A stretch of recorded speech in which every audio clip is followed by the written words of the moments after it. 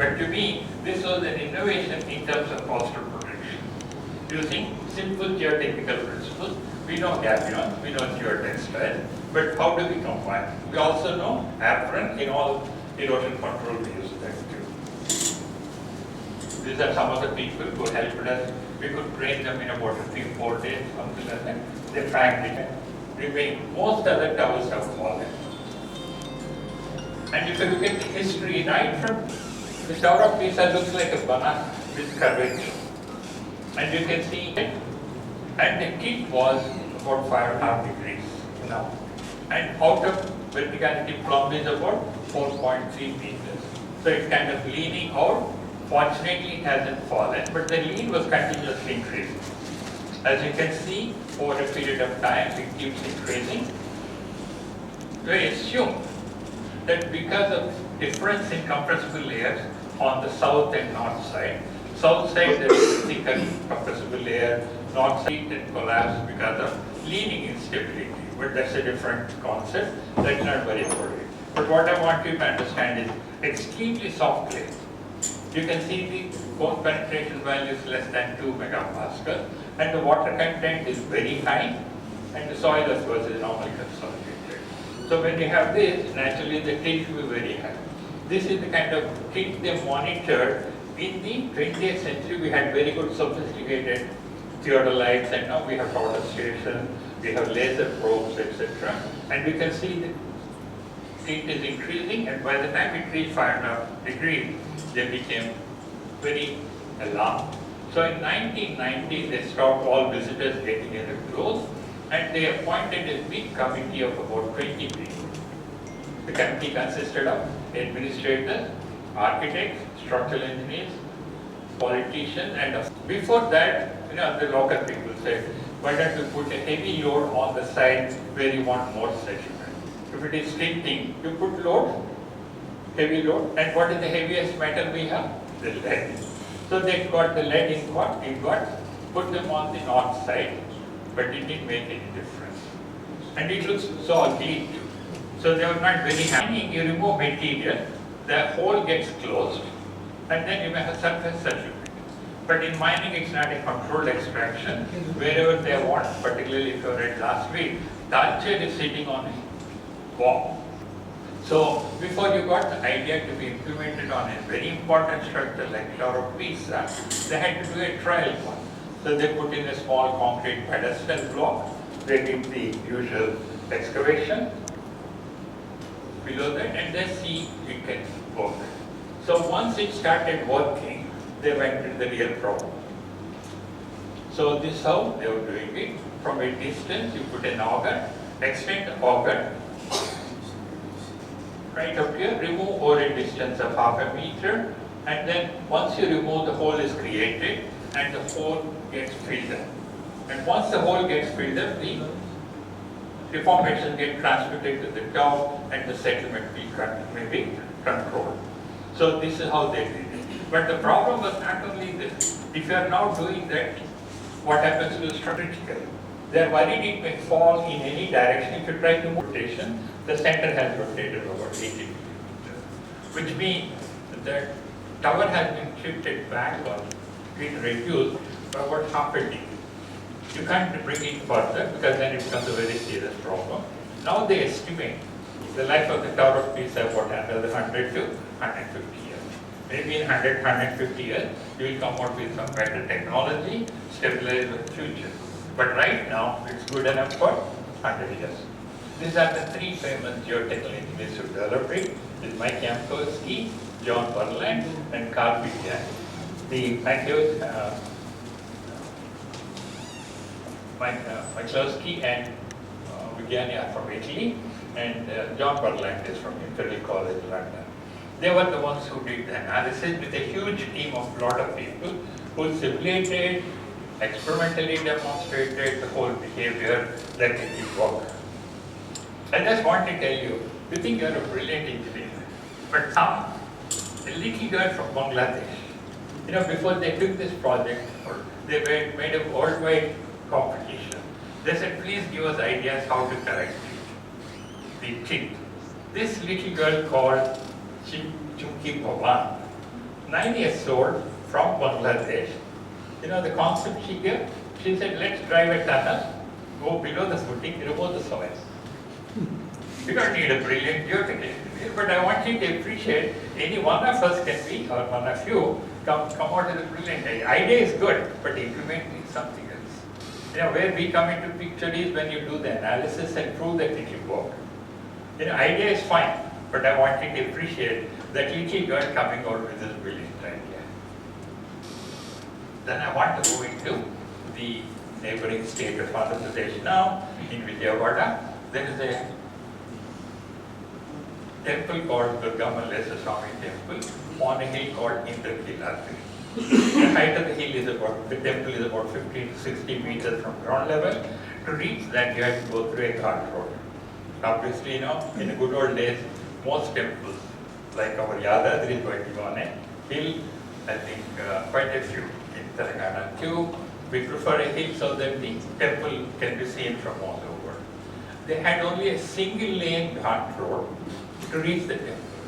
Single lane means 3.5 meters wide. Somewhere around 2000, 2008, 2007, 8, you know, the cart road was good in 1940s, 50s, 70s. But now the number of pilgrims going to a temple runs into what, tens of thousands, particularly during Dasara or the Durga Bhavani Diksha.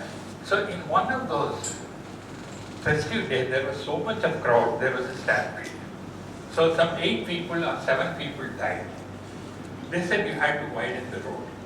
Fine, if you have a road on a hill, the first thing would be let's blast the hill. So they started blasting the hill in the Kiladri. The blasting contractor, instead of putting let's say half a kg or 0.25 kg charge for each one, you probably put 1.5 kg. So instead of removing 10 cubic meters, he is removing 20 to 30 cubic meters. And the blast was so much, it was affecting even the temple. And the whole hill would have come. So obviously it was not a good idea. They said, what else can you do? You want to widen the road at a height of 20-30 meters. I want to extend the road, which means one of the ideas was typically we think of a bridge. If I want to build a bridge at a height of 20 meters, I had to do long pylons, piers, I need good foundation. I'll show you later, this site is next to Krishna River. There's not enough space even. They said, is there an alternative? Then again, a couple of our geotech engineers said, give us a little space of about 20 meters, we'll build a RE wall, reinforced soil wall. Our Professor Sridhar is one of the experts on reinforced soil walls too. We said, okay, we'll try to build one. And so the idea was to build a reinforced soil wall. That is one of another Sridhar, who happens to be my former student too. And so it's all Sridhar's work too. And the site looks like this. You can see the hill which has been cut, and the way the zigzag tells you how much of our cutting has been done. So this is the valley site we had to build for. My job was I didn't design. I was only helping the endowment department to ensure the design and construction work in the proper way. So they took me as an advisor, and this is how the site looks like. There are few old structures like chowdhuries or whatever it is. We had to remove them. And then the site had to be cleared. Obviously, a lot of loose rock, greenery, everything had to be removed. Then we had to go below, excavate about 1 meter to remove other loose debris and loose soil, etc. So this is how the construction started. And then at the bottom, we had to provide a drainage layer. Please remember, this is abutting a hill. And all the rainwater that falls on the hill will come out somewhere. So you have to take it out safely. You agree that water is absolutely necessary for us human beings, because without water, we can't live more than 2 days. But for civil engineer, let me tell you, what is the biggest headache? Dealing with water, controlling it, anything. So the drainage blanket at the bottom has been placed. This is geotextile, which is specially built or ordered, which is a geotextile with reinforcement. It's called PEG. So it's a high strength geotextile with a strength of about 100 concrete blocks have been cast before. They're about 220 millimeters wide, 300 millimeters deep, etc.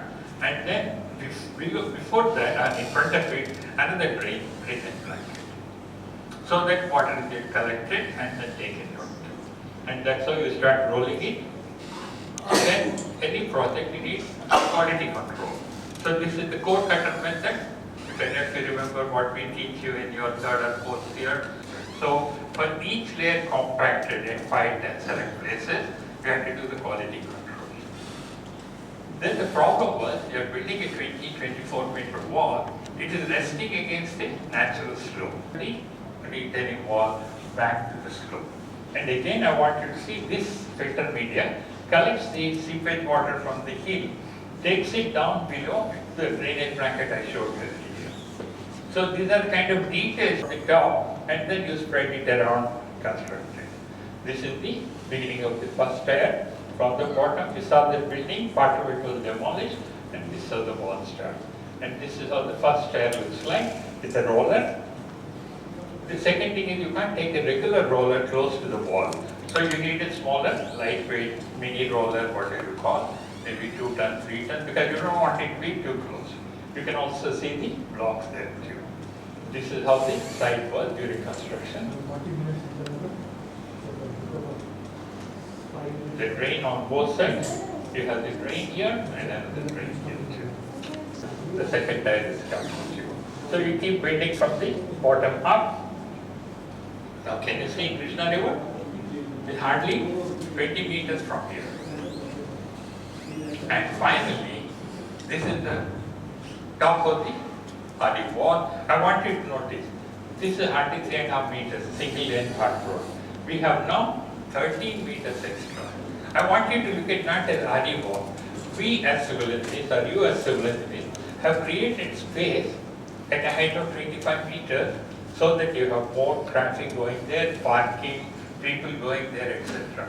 So to me, it's not simple RD wall. What was achieved was creating space at a height. And this was done at that 2-tier wall. It's such a, to me, it's civil engineering wonder. Honestly, if any of you want to say a major civil engineering feat, you go for to see that. From the river, this is how it looks like. I wish they do some nice street painting kind of thing. Right. This is how it looks like for them, 22 meters wall. And then near the temple, if any of you go to Vijayawada, I suggest apart from the goddess, whose of course blessings were necessary for the construction, you better visit it and enjoy the achievement of civil engineering. This is a 4-tier wall.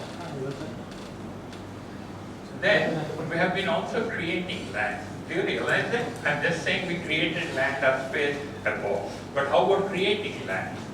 I want you to see a very interesting thing. Can you visualize Bombay 500 years ago? Any of you? I'll give a challenge. What kind of Bombay do you think was existing? Any of you can tell? Yeah. Just islands. Fantastic. This was Bombay 500 years ago. And you want to know the story? The Portuguese, Vasco da Gama, came to India in 1497. And they approached obviously all the coastal rajas for land, and the Gujarat Nawab gave them Bombay, said you take this area. This was the kind of land for their trading post, etc. I don't think they did much, but somewhere in the 16th, 17th century, a princess from Portugal called Princess Braganza got married to Prince Charles of England. The Princess Braganza to Prince Charles. And you know what was the dowry? Bombay. Can you believe it? We talk of dowry now. Ambani said they were what, some 100 crores or 500 crores. But he started developing. This is how they started the trading post.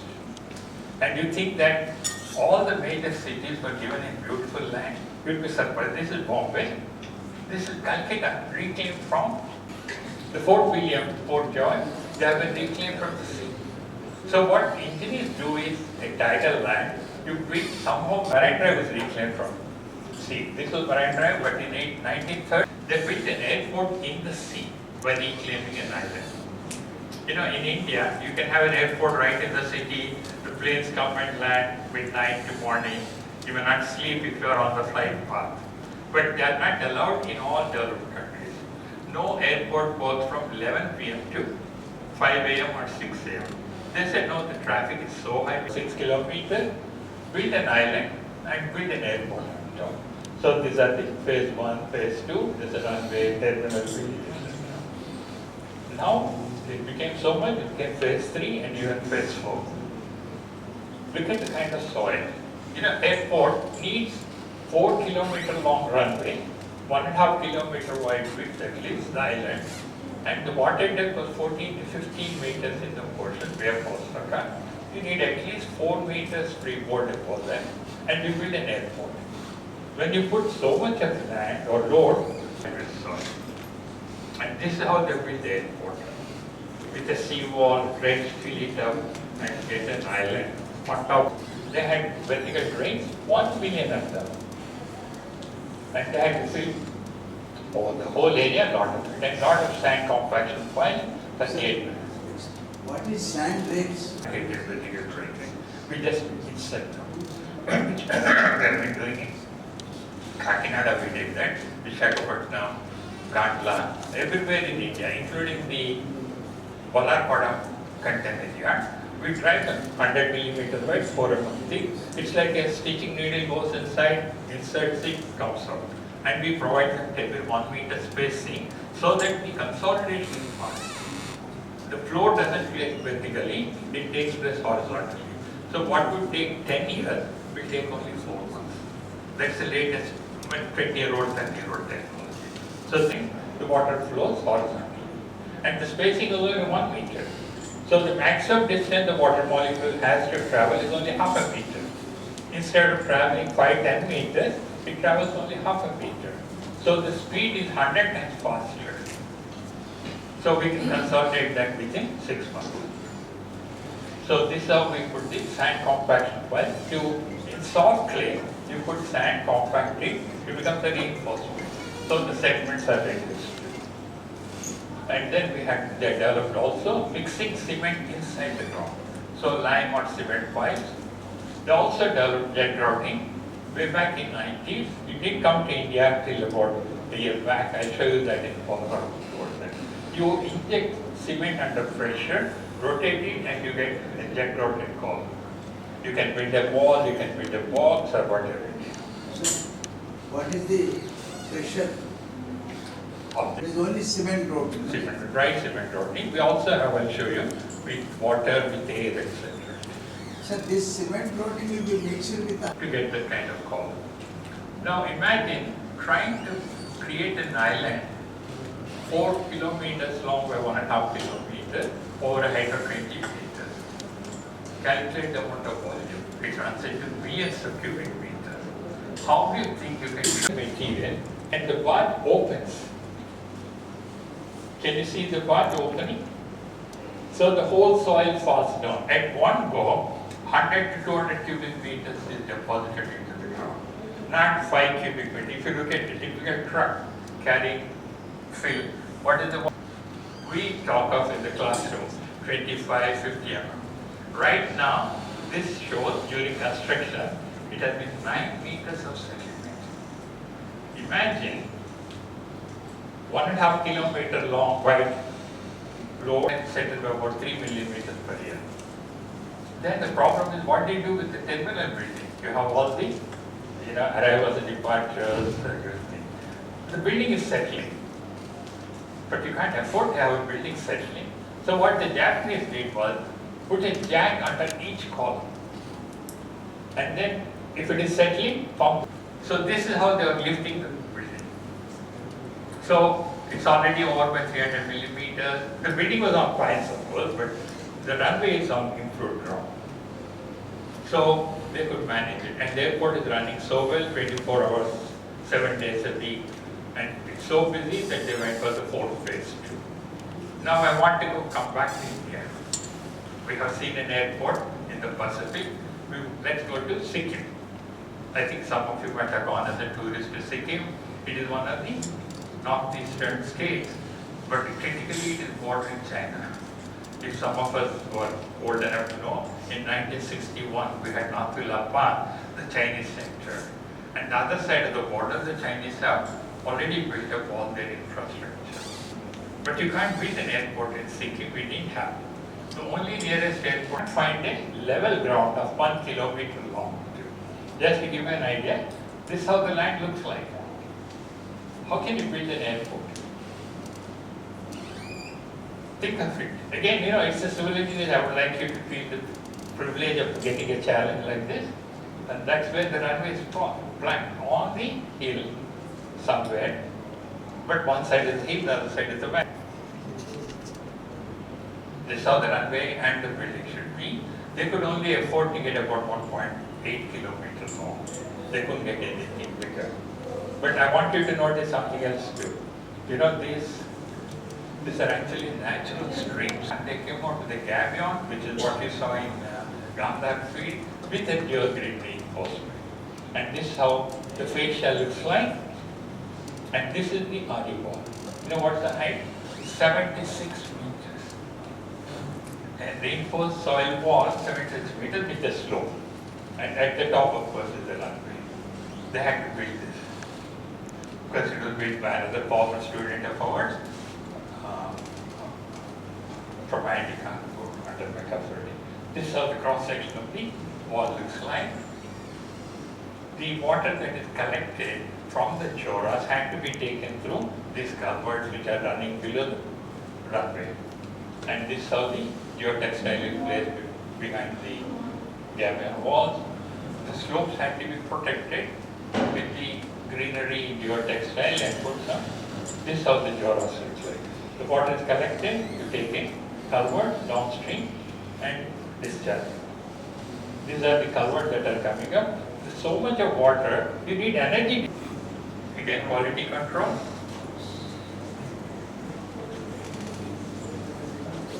And you can't build anything in one season, so you need to build the greenery. This is how the wall looks like.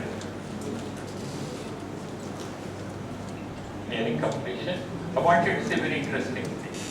This is one project where within 6 months the slope is converted into greenery, which is again possible if you use geosynthetic, which means instead of carbon dioxide you are generating oxygen. And any day if you have greenery it looks something wonderful. Then last for a project in Andhra Pradesh, like your Kaleshwaram here, is a major one too. They had planned a dam, but Godavari at that stage has a very deep pervious strait. So you need a coffer dam and you need a major dam. The coffer dam through which the cement is injected and the pipe is rotated, you get the column form. The more advanced ones, because instead of single jet, you have double jet or a triple jet, where you get air and water to make it mix uniform. Use the material, soil, cement, bentonite, etc. And this is the coffer dam, and they have to build cut-off wall for about 30 meters below that. So that during construction, there is no secret. You see, coffer dam will take care of the surface point. The silos you can see, and the river Godavari at the other end. Site layout. During construction. The problem is you have to drive it vertically. You have to maintain verticality. If the jet road goes off verticality, we don't know where it will go, so you need very good control. And finally, they finished it, and you can excavate and show this is the kind of jet road we call it. Okay, this is the one. Then the cutoff wall for the main dam. The main dam is what, 60 meters high, if I'm not mistaken. So, but the main dam has to be there for the next 100 to 100 years. So they had to put a cutoff wall. You know what is the depth of the cutoff wall? 115 meters. 115 meters. So they had to build a diaphragm wall. A diaphragm wall is where you provide a hole, 5 meters long each panel and about 2 meters wide. You make it, drill a hole, fill it with bentonite, put the reinforcement, it's sand. Once Godavari crosses the eastern Ghats, it goes into the plains, and the plains erosion is very high. And Deccan trap is mistreated. You know, in Telangana, you get very good Deccan traps. Probably you go 25. In Hyderabad, I need to go only 5 meters. I get good granite. Or if I go to Singareni, maybe I get 30, 40 meters.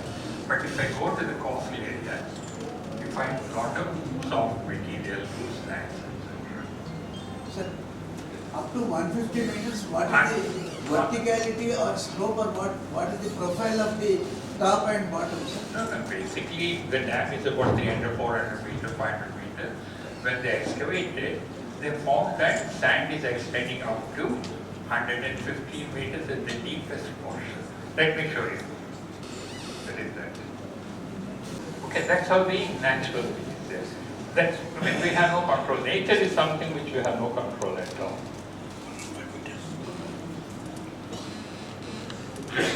We start from here, right? And then you have brushes to clean it. You need to maintain it with bentonite slurry. Because you make a hole, till you pour concrete, you have to maintain it. So this is how they did that. There in India 5-10 years ago, they have been brought in. We didn't have a jet routing till about 5 years ago. We had once when the Jogi Gopal Bridge was being built in the Brahmaputra in 1990s or early 2000.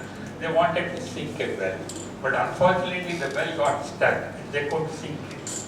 Then they called the Japanese, who came instead of sinking the well. They said, let's grout the soil. So the well was resting on a grouted, jet grouted soil there. That was the only case in around. I just want to end my talk that you have seen a lot of engineering. I want you to see the beauty of sand too. Do you know the famous sand painter, Patnaik, from Orissa? He does this kind of stuff. I want you to say engineering is not all technical. I want you to develop an aesthetic sense too. And I want to end my presentation with my belief. Geotechnical engineering is a science when we teach it. We have a behavioral responses. The ground also has behavioral responses. And we have to understand the ground a lot more to practice good geotechnical. I'd like to thank the Usman University and the alumni for giving me this great opportunity to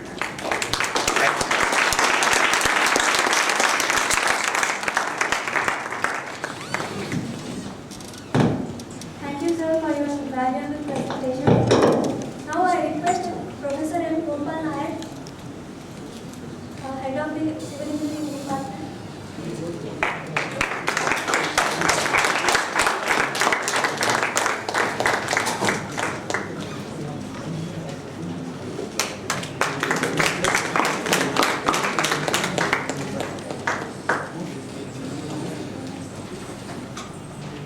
thank you all.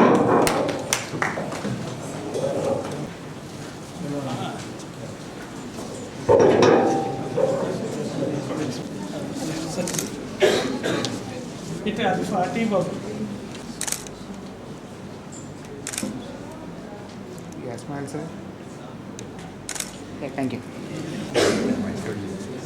His talk will be, his topic for today's invited talk is New Shapes and Technology for High-Rise Buildings. I would like to call Shivani, our MB Structural Engineering student, to give a brief introduction about sir. Time taking. To throw some light on the subject,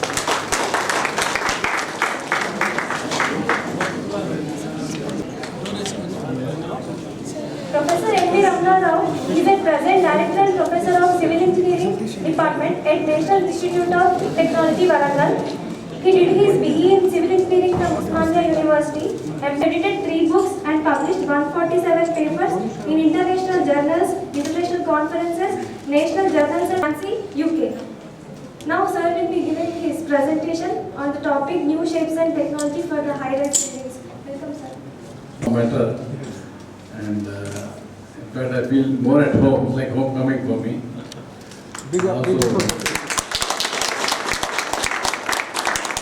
Moving the topic, the challenge I have is to give a lecture after a heavy lunch. So I think it's very difficult. But anyway, Professor Madhav has made sure that people are awake. So I think that induction will continue for some more time, and I hope. Actually, the organizers told me that this is a very general conference where people from different specializations are there. So I deliberately avoided equations, mathematics, because my expertise in environment. A lot of equations are there, and people, especially civil engineers, are scared of equations and mathematics. Mathematics is something away from civil engineers. You ask anything, they'll do it, but when it comes to mathematics, they are not so strong. Let's share a small joke before I proceed. There was a question by somebody whether 3 plus 2 is 5 or 6. So the electronics engineer or mathematician says is 3 plus 2 is 5.000. They are more interested in the accuracy. The same thing you ask a civil engineer whether 3 plus 2 is 5 or 6. He always says 6, because whatever we do, our estimate always goes up, never is. So that is something will never be correct, whatever, I had the opportunity to do a lot of projects, but we started with something, we end up with something. That is something which you cannot control, and that is something that happens always. Don't ask the same thing to a lawyer. You say, whichever way you want, I can argue. So that is his profession, and our profession is different. So I would like to just bring a topic in which my student, Churi is also working, he's here. He's about to submit the thesis. I thought, control with the mouse. Keyboard, okay. Yeah, okay. So, when the moment we say shapes, we get excited, okay? So here, I'm talking about shapes in high-rise buildings, especially you have building shapes which are very, very complex and very... So there must be something in the shape actually that is forcing structural engineers and architects to think differently, especially as they are going high. Rectangle or circular shapes, they are having shapes which are a bit complex, which are having a geometry and all. Tall and urban building habitat, which actually assesses various buildings across the world and rank. This is Taipei 101, then we have the Petronas, then Sears, Dubai also come now. But there are several buildings across the world which have come. And these people to claim more height, what they do, they are on the top of the building, they put a tower. So the competition is from the top point to the bottom point, okay? So even though if they will be lower, if the tower is higher, they get the rating, We try to cheat, something like that. So they also do, but then the stability is very important, and safety. We don't want the tower to break and fall on somebody's head. So that is something very important. So what are the challenges that these things actually...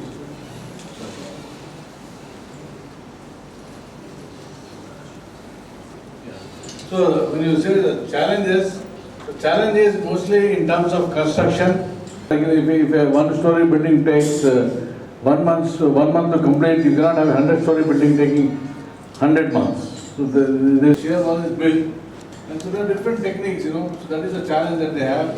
Then they have different areas. They are challenges one places, but I am not going to those challenges. I am only going into the challenges as far as the design is concerned. You see, this is the Burj Dubai. When you go to Dubai, you can see this building, and see the surrounding buildings. Every building is a tall, but this building is something different, which actually throws a lot of light. In this building, you see here, there are 2 buildings, and which are actually close to close, and there is actually a gap. So that is creating a wind tunnel effect. Okay, whenever there are 2 closer things. Point down, sorry. Wind turbines at the locations of the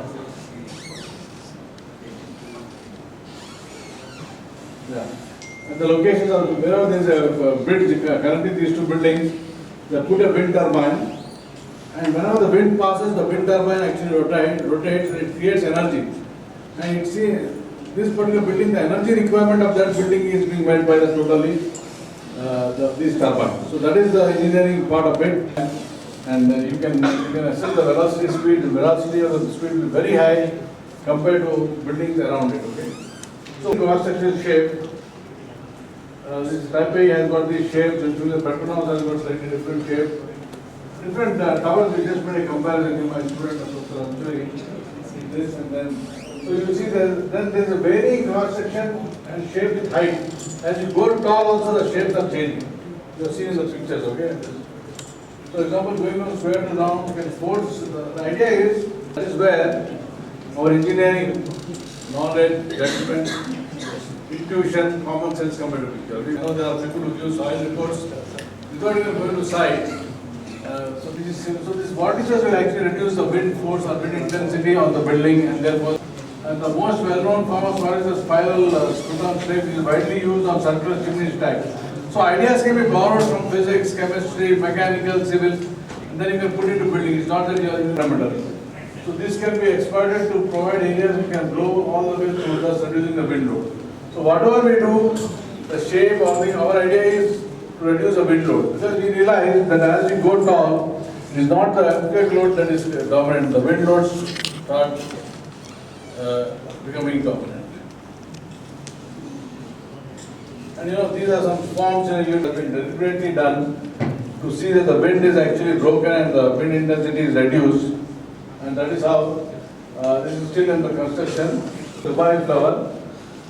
Again, a Greek architect has done this. This is like a blossom. The stress distribution across the bending moment and shear force, probably the total steel requirement comes down drastically. Even 10% saving is close to my heart, and it should be close to every civilier's heart, because it teaches us wonderful things. Bamboo tree. I think most of you must have seen what it gives the stiffness. Even though it is very slender, it can withstand very. Don't be careless. You have to be very. What have you done? I said, sir, I cut 10% in this bill. So that is what is actually here. We are talking about structures. You understand? So the significance lies in properly seeing that the structure is safe and stable. You can experiment. Earlier we could not experiment. We could do with models and wind tunnels. Today we are fortunate that we have got very good software. Young engineers are here, young students, I feel very happy when I see all of you. You have all the tools and software available. You have to make use of it. You should be inquisitive. Try to play with it.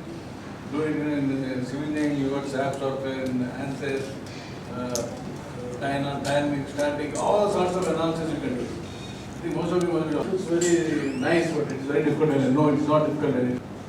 That is how the analysis technique has been improved over a period of time. Okay, this is the center for it. It looks very pleasing. What looks pleasing for eyes, everybody appreciates it. Okay, that's very good. Well done it. But if something fails, then you will not. If you do very good, immediately one politician will come and put it. I don't want to scare them. This is like a square which I showed you in the past has been inspired from it.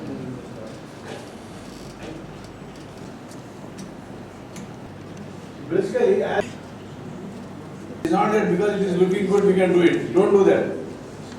We are all satisfied. So a structure with adequate strength will not collapse. The requirement. The reflections are too large. That is also danger. That is going to lead to what? This is just illustration. Okay? You will not find crocodiles anywhere here. But this is also functional requirement also have to be met. That is what I am trying to do. Yeah, my lecture is more addressed towards the students because I see they become old.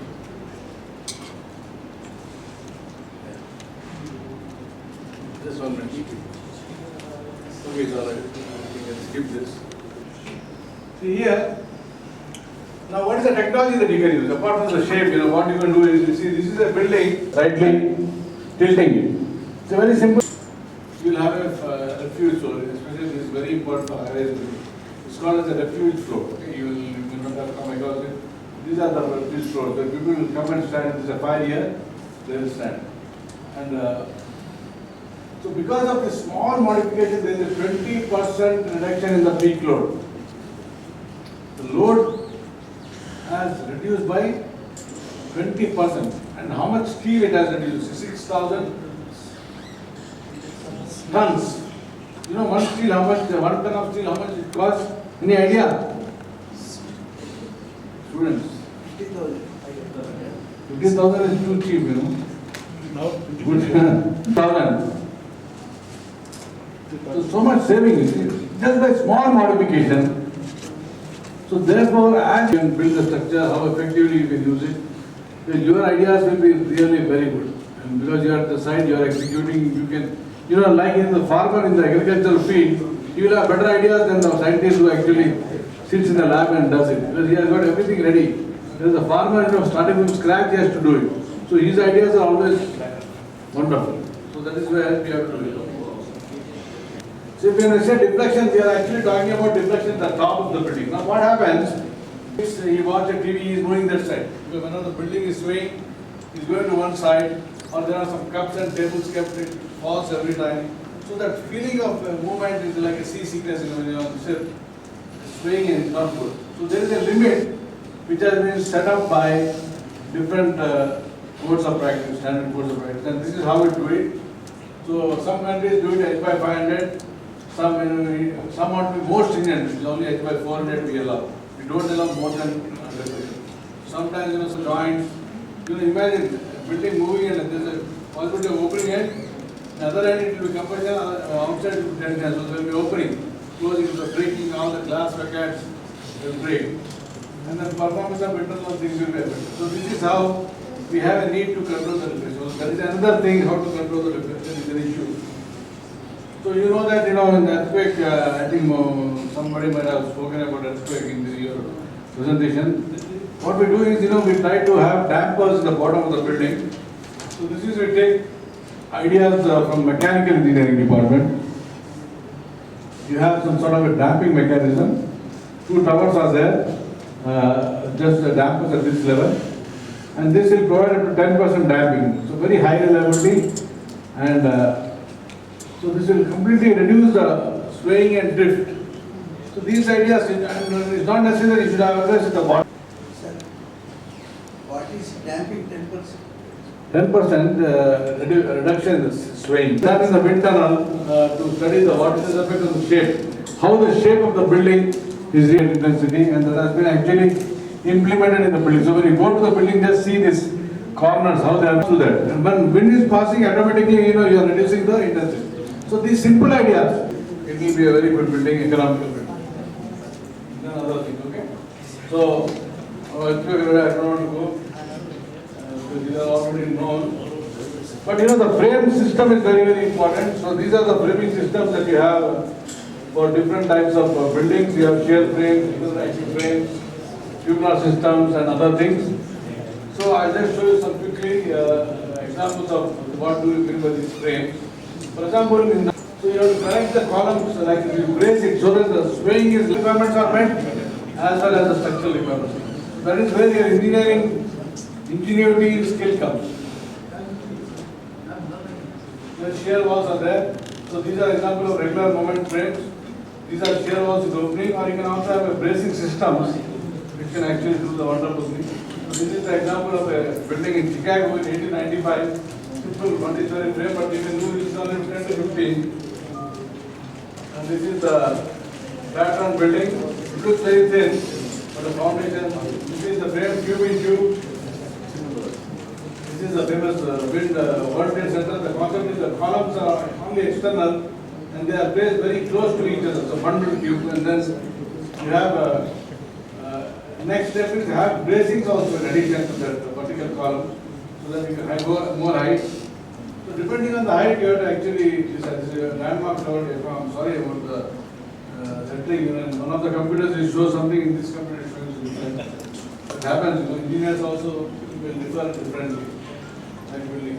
So this is tube in tube. You have external building and then you have internal building to increase the stiffness. Bundle tube. So these are examples of the buildings that are already existing. Tube in tube. And the various combinations of these tubes, you can go to different heights. So bundling, you are actually creating like a bundle of triangular shape. A tripod, like our survey tripod. You can have a building also a tripod. So different shapes have come and I'm just going to quickly run through it. But these are all existing, they are not animation. Okay, don't think this. But then, which is important? All are important. Strength is important, serviceability is important. Any building, we have to have the following objective. Serviceability, satisfactory, low, then only will be considered to be good engineer. we can easily estimate to the last mathematical management model, analyze, go on. When the methods of analysis also have changed, your Shipner's methods, a lot of methods have come. We don't no more do moment distribution, Thomas Hardy class, but we have to learn that it is different. We don't do this. We have analysis, optional solvers, which can take care of all this. So analysis is no more issue. Then optimization is very important, the height to width ratio. There is there my student is working. And these are configurations which you should do and which you should not do. So, after the fire, will the building fall down? How will the what else can happen? So these are things that actually questions everybody who is staying there. So they try to increase the rating by putting additional coding and all that. And the good preliminary design and optimization leads to better. These are some of the things that everybody included. So I would like to close with one slide which I always like. Maybe in the future we have to come up with a building like this which is flexible, you know.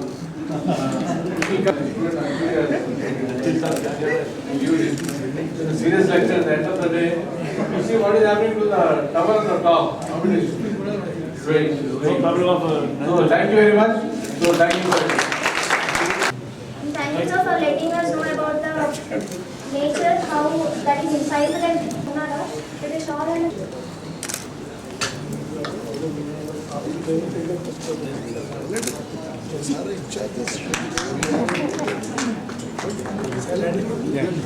Camera, sir. Yeah, one more, sir. Thank you.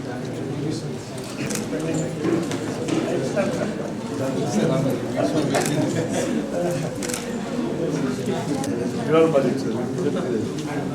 Start topic.